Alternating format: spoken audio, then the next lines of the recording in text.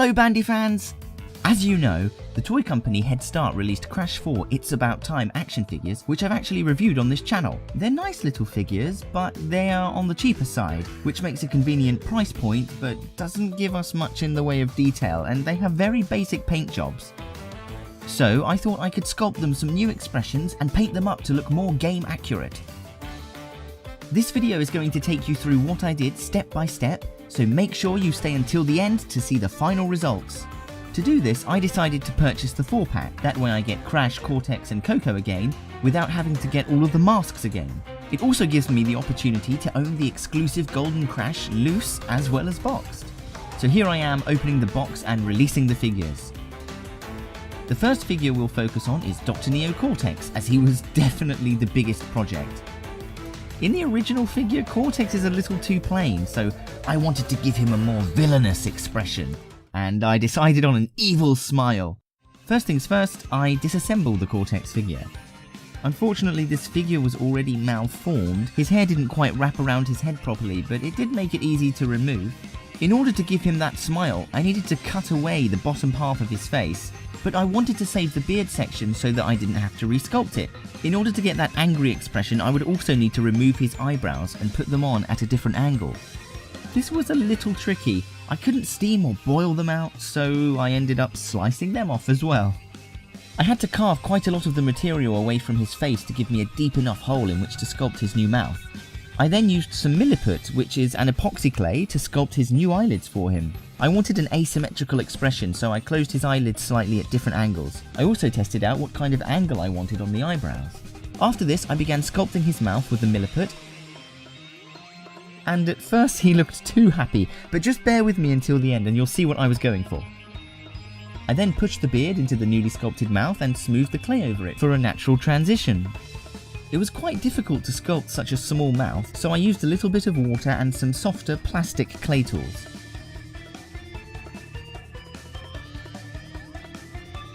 I know, he looks kinda stupid now, but once I got the eyebrows on, he looked rather good.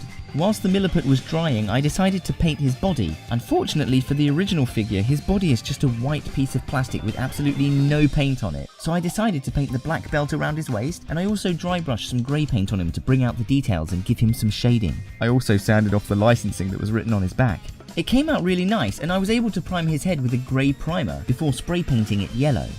On the original figure, his gloves and skin colour are made in the same dull yellow plastic, so I wanted to give him a more vibrant yellow complexion.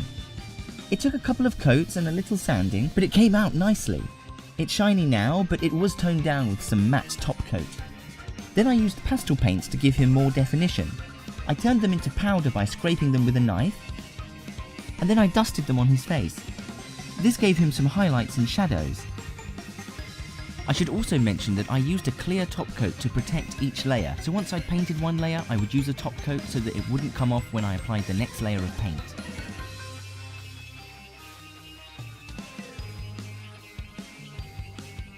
I first painted his mouth and lips pink, then I used the powder to create a nice transition into red on his eyelids and lips, and it also let me give him his red nose as it appears in Crash 4.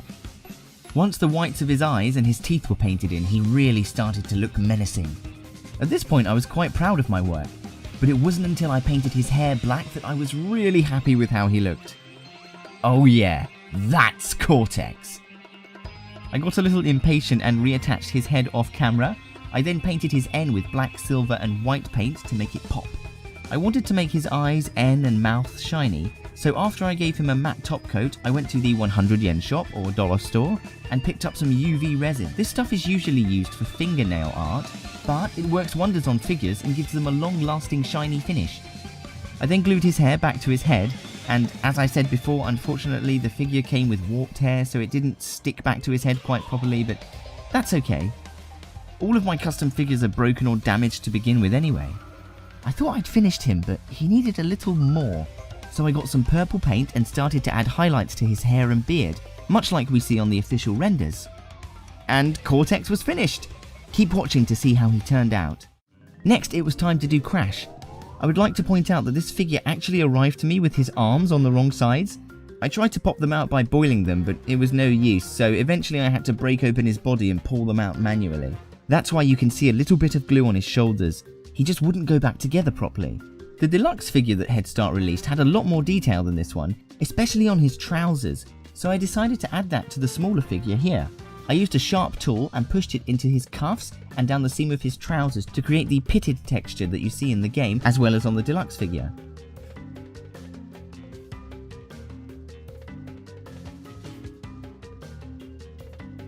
I used the exact same tool to carve lines into his hair and eyebrows to give them more texture, but other than that, the figure was quite nice. Oh, except for his face. You can see from this clip that his eyes actually already had some imperfections. Now Crash is usually quite an expressive and goofy character, so this plain look didn't really sit well with me. I wanted to give him a big goofy smile with his tongue hanging out, just like in the Crash 4 renders.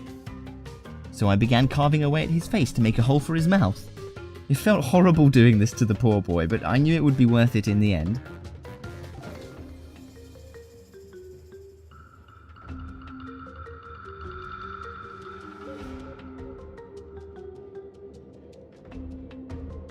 Once the hole was big enough, I began sculpting a bottom lip, the teeth, and his tongue, all off camera.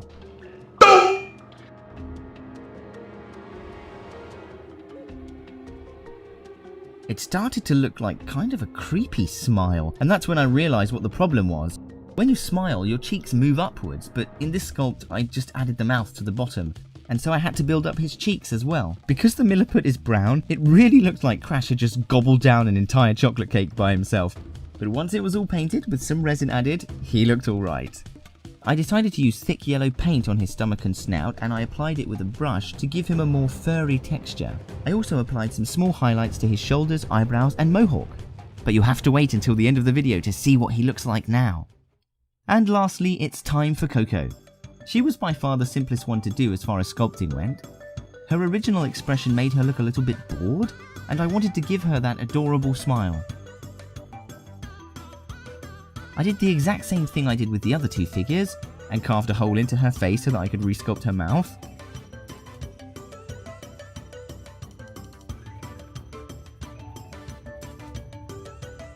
I didn't take much footage of it, however, because you've already seen that process twice. For Coco, it was mainly about painting all the details that she was missing. Well, without further ado, let's see how they turned out. Cortex is definitely the figure I'm most proud of. Not only was he the most difficult to do, but he also had the most dramatic transformation. Here he is next to the original figure, and you can see that he almost looks like an entirely new figure. It's just a shame about his hair not lining up on the right side.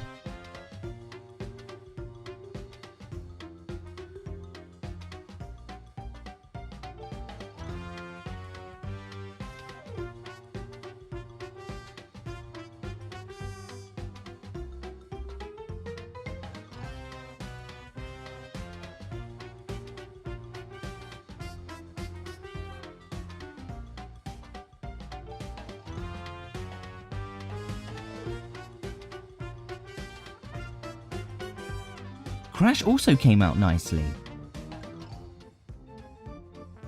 And I'm so pleased with how expressive he looks with his new mouth. I was worried that his tongue would be a very delicate piece, but funnily enough, he's fallen off of my top shelf more times than I can remember, and he's never had even a scratch.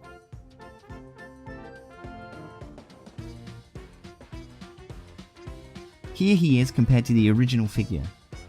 You can see that his shorts, gloves, boots, ears, belly and hair have all also been repainted to give him more detail.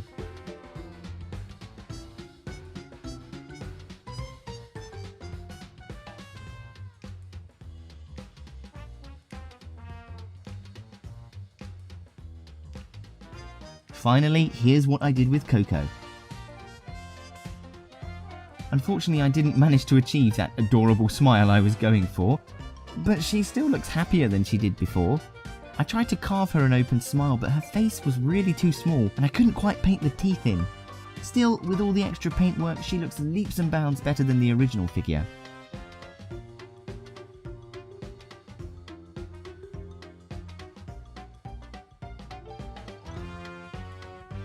HeadStart sculpted all of this detail and then let it blend away into the figure.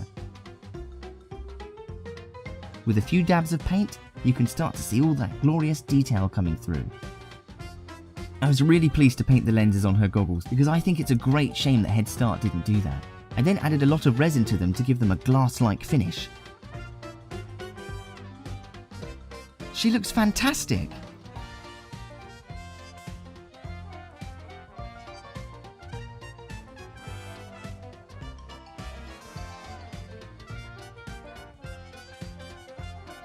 So I hope you like what I did with these figures, and I hope I've inspired you to try to customize your own figures. Which ones do you prefer? The originals or my customs? Let me know in the comments down below. If you made it to the end, thank you so much for watching this video. Also, please consider liking the video, subscribing to my channel, joining our Discord, and following me on Instagram and Twitter for even more rare Crash Bandicoot merchandise. Hit subscribe!